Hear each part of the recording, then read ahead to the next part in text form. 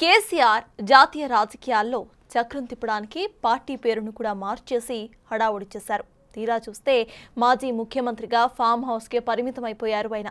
National politics అంటూ టీఆర్ఎస్ను బీఆర్ఎస్గా మార్చేసిన ఆయన పార్టీకి లోక్సభలో అసలు ప్రాతినిధ్యమే లేకుండా చేశారు. ఇక మధ్యలో గారాల కూతురు కవిత అరెస్ట్ ఆయనని మరింత కుంగతీసిందే. ఇక ఇప్పుడు కొడుకు కేటీఆర్ వంతొచ్చింది. కార్ రేసులో సుప్రీంకోర్టులో గట్టి ఎదురుదెబ్బ తగిలింది ఆయనకి. అయితే బాల్ హైకోర్టుకే చేరడంతో కేటీఆర్ ఊచలు లెక్క పెట్టడమే మిగిలి ఉందంటున్నారు. కోర్టు తీర్పు వచ్చిన వెంటనే ఆయన్ని ఈడీ విచారణకు పిలవటం గులాబీ శ్రేణులు ఉత్కంఠ రేపుతోంది.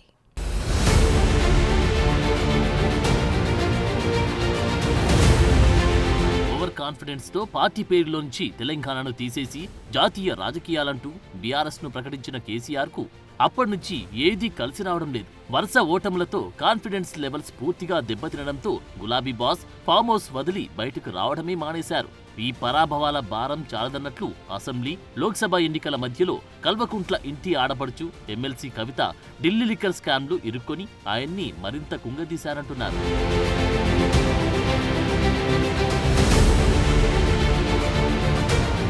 లిక్కర్ కేసులో కవితకు బెయిల్ వచ్చిందన్న మురిపెం కేసీఆర్ కు తీరకముందే ఆయన కొడుకు కేటీఆర్ కార్ రేసులో ఇరుక్కున్నారు. ఫార్ములా ఈ రేస్తో హైదరాబాద్ బ్రాండ్ ఇమేజ్ ఏమాత్రం పెంచారో గానీ ఆ కేసుకు సంబంధించి జరిగిన అవినీతి కేసులో బీఆర్ఎస్ వర్కింగ్ ప్రెసిడెంట్ కేటీఆర్ ఇరుక్కొని ఉక్కిరి బిక్కిరవుతున్నారు. అయితే మొదట్లో ఆ కేసు తన అరెస్టుకు సంబంధించి కేటీఆర్ ధీమాగానే స్టేట్మెంట్లు ఇచ్చారు. తాను ఏ కేసులకు భయపడేది లేదని, అవసరమైతే అరెస్టు చేసుకున్నా పర్లేదని గతంలోనే ప్రకటించారు. ప్రతి విషయంలో అనుమతిచ్చింది, సంతకం చేసింది తానే అని స్పష్టం చేశారు. ఈ రేసింగ్ సమయంలో మున్సిపల్ శాఖ మంత్రిగా తానే ఉన్నానని, ఎఫ్ఈఓకు డబ్బులు చెల్లించడం వాస్తవమే అన్నారు. అది హైదరాబాద్ పేరును అంతర్జాతీయ స్థాయిలో నిలిపేందుకు తీసుకున్న నిర్ణయమని ఘనంగా ప్రకటించుకున్నారు. తప్పకుండా మళ్ళీ మా గవర్నమెంటే వస్తుంది, నాకు అనుమానం లేదు. బరాబర్ మళ్ళీ మేము అవసరమైతే నేనే ప్రైవేట్ ప్రమోటర్ని నేను పట్టుకుంటా. తాత్కాలికంగా అవసరమైతే మా గవర్నమెంట్ నుంచి మేము పైసలు ఇస్తాం, మీరేం రంది పడకండి, మీ డబ్బులకేం బాధ ఉండదు, ఏం కాదు, ఏర్పాట్లు మేము చేస్తాం. తప్పకుండా మా నగరానికి, మా ప్రెస్టేజ్కు, మా బ్రాండ్ ఇమేజ్ సంబంధించిన అంశం కాబట్టి నేను మాటిస్తున్నా మీకు అని చెప్పి నేను మాటిచ్చిన. నేను అరవింద్ కుమార్ గారికి ఏం చెప్పినా అంటే, మనం ఫస్ట్ గవర్నమెంట్ నుంచి కడదాం, గ్రీన్కో కాకపోతే ఇంకో ఇద్దరు ముగ్గురిని దేవులాడదాం, దేవులాడి ఫస్ట్ ఇళ్ళకెళ్ళి కట్టినాయి మళ్ళీ వాళ్ళకి తీసేసుకుందాం, స్పాన్సర్షిప్ వాళ్ళ పేర్లు వాళ్ళవి పెడతాం, మన పైసలు మనకు వస్తాయి, చూసుకుందాం, నువ్వేం భయపడకు బాధపడకని ఆయనకు కూడా చెప్పి. ఇందులో ఎవరెవరో ఏదో మాట్లాడుతున్నారు, హెచ్ఎండిఏకు తెలియదు అంటుంది. హెచ్ఎండిఏకి తెలియకపోవడం కాదు, ఇగో హెచ్ఎండిఏ 2024కు సంబంధించి ఎవరు ఉండాలి అనేది కూడా ఇగో నవంబర్ 14 నాడు జీవో కూడా ఇచ్చింది. నవంబర్ 14 అంటే మేము అప్పటికే ఎలక్షన్ వెళ్ళి ఉన్నాం. డిపార్ట్మెంట్ జీవో ఇచ్చింది.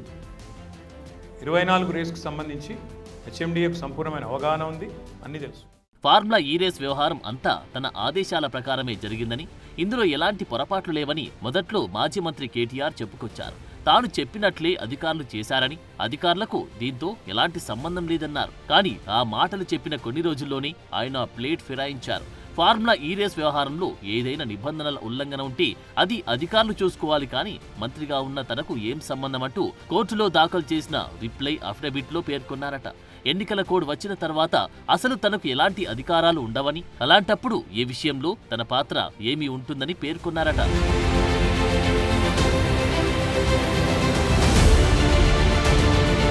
ఆ క్రమంలో తనపై పెట్టిన కేసు కొట్టేయాలని కేటీఆర్ సుప్రీంకోర్టులో క్వాష్ పిటిషన్ దాఖలు చేశారు. అయితే ఆయనకు సుప్రీంకోర్టులో చుక్కెదురైంది. ఫార్ములా ఈ రేస్ కేసులో కేటీఆర్ దాఖలు చేసిన క్వాష్ పిటిషన్ విచారించేందుకు సుప్రీంకోర్టు నిరాకరించింది. దీంతో క్వాష్ పిటిషన్ను కేటీఆర్ వెనక్కి తీసుకున్నారు. కార్ రేస్ కేసులో హైకోర్టు తీర్పును సుప్రీంకోర్టులో సవాల్ చేస్తూ కేటీఆర్ క్వాష్ పిటిషన్ వేశారు. అయితే ఈ వ్యవహారంలో సుప్రీంలో కేటీఆర్కు నిరాశ ఎదురైంది. హైకోర్టు ఆదేశాల్లో జోక్యం చేసుకోబోమని సుప్రీం ధర్మాసనం తేల్చి చెప్పింది.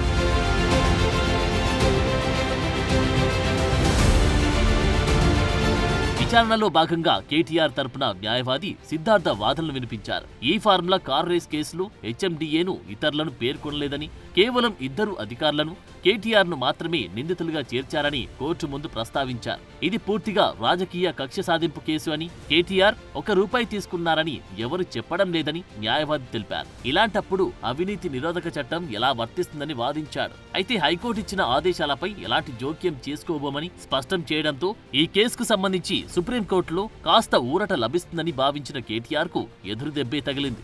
సుప్రీం నిర్ణయంతో ఈ కేసులో ఏసీబీకి మరింత దూకుడు పెంచే అవకాశం ఉంది.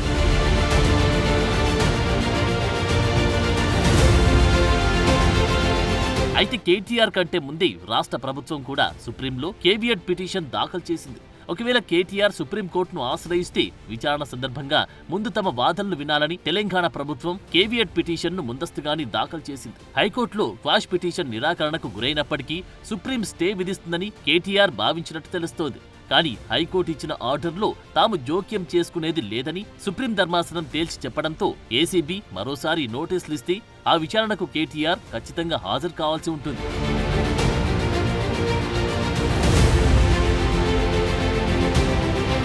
గతంలో ఈ కేసుకు సంబంధించి కేటీఆర్ను దాదాపు 8 గంటల పాటు ఏసీబీ విచారించింది. ఆ క్రమంలో సుప్రీంకోర్టులో కేటీఆర్ క్వాష్ పిటిషన్ డిస్మిస్ అయిన నేపథ్యంలో మాజీ మంత్రి అరెస్టు తప్పదనే వాదనలు వినిపిస్తున్నాయి. కాగా ఈ కేసుకు సంబంధించి ఐఏఎస్ అధికారి అరవింద్ కుమార్ తో పాటు హెచ్ఎండిఏ మాజీ చీఫ్ ఇంజనీర్ ను ఈడీ, ఏసీబీ అధికారులు విచారించిన విషయం తెలిసిందే. వీరి నుంచి పలు కీలక సమాచారాన్ని ఏసీబీ, ఈడీ అధికారులు రాబట్టినట్లు తెలుస్తోంది. వారు మంత్రి ఆదేశాల మేరకే తాము నడుచుకున్నట్లు స్టేట్మెంట్లు ఇచ్చారంట. మొత్తానికి పార్టీ పేర్లు తెలంగాణ తీసేసిన కల్వకుంట్ల ఫ్యామిలీకి కారు కూడా కలిసి రావడం లేదన్న అభిప్రాయం వ్యక్తమవుతుంది.